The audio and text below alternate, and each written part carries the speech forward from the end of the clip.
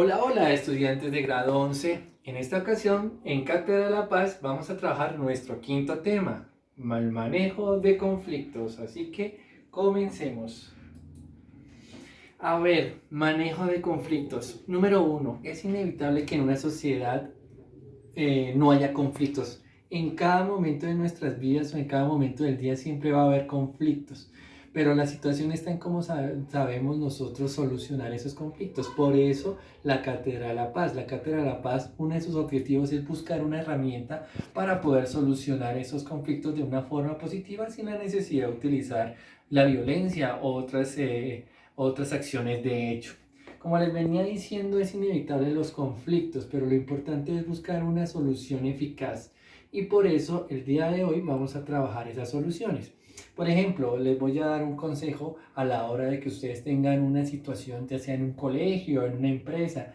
Siempre utilicen el conducto regular. ¿Qué es el conducto regular? Son los pasos que uno debe seguir o las instancias que uno debe buscar para que le solucionen un problema o conflicto. En un colegio, por ejemplo, que un profesor no lee la nota o que tenga un problema con un profesor, el estudiante o el padre de familia de una vez van inmediatamente al rector a hablar. No, para eso hay un proceso.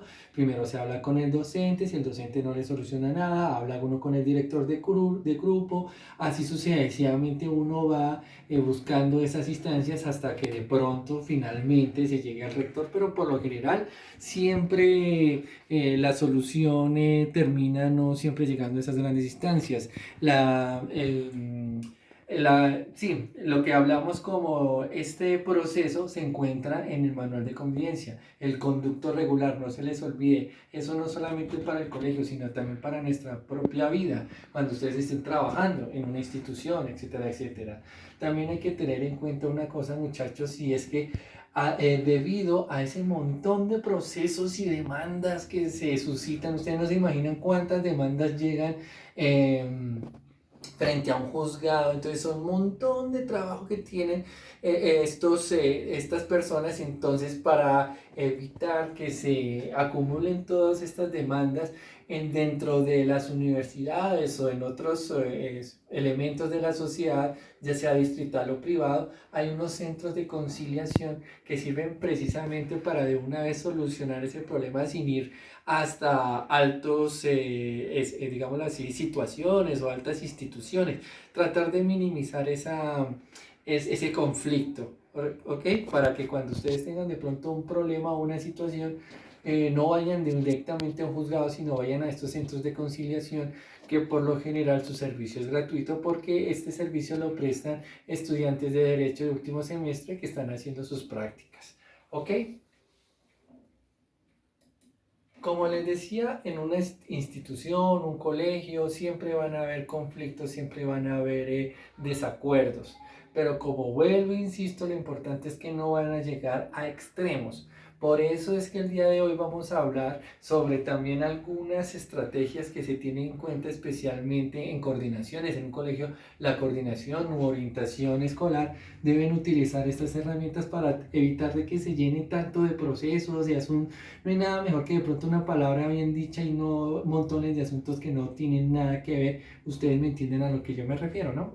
Entonces, frente a esa resolución de conflictos, es necesario tener unos valores y unos aspectos muy importantes a seguir, que son primero la sinceridad, después el respeto, la cooperación, tolerancia, la libertad, la justicia, la paz y sobre todo la alegría. ¿Ok?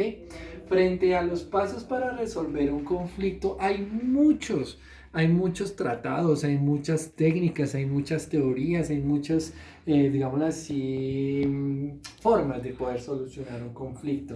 Pero yo lo sintetizaría en tres elementos. Primero, el abordar el conflicto, reconocer que hay un conflicto que hace que estas dos personas no se pongan de acuerdo. Después, el segundo paso es el diálogo. Recuerden que para solucionar un conflicto debe haber un diálogo, pero esto debe ser un diálogo tranquilo, relajado, sin llegar a extremos, ni la agresividad, ni mucho menos el irrespeto. Este diálogo debe ser algo concertado, de tal forma que cada persona diga, obviamente ese diálogo debe ser veraz, Yo no puedo llegar diciendo alguna mentira o algo que no haya sucedido en realidad.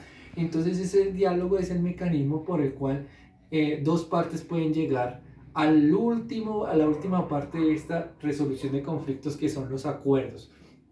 Cuando las dos partes ya llegan a un acuerdo en general, debe estar escrito ese acuerdo.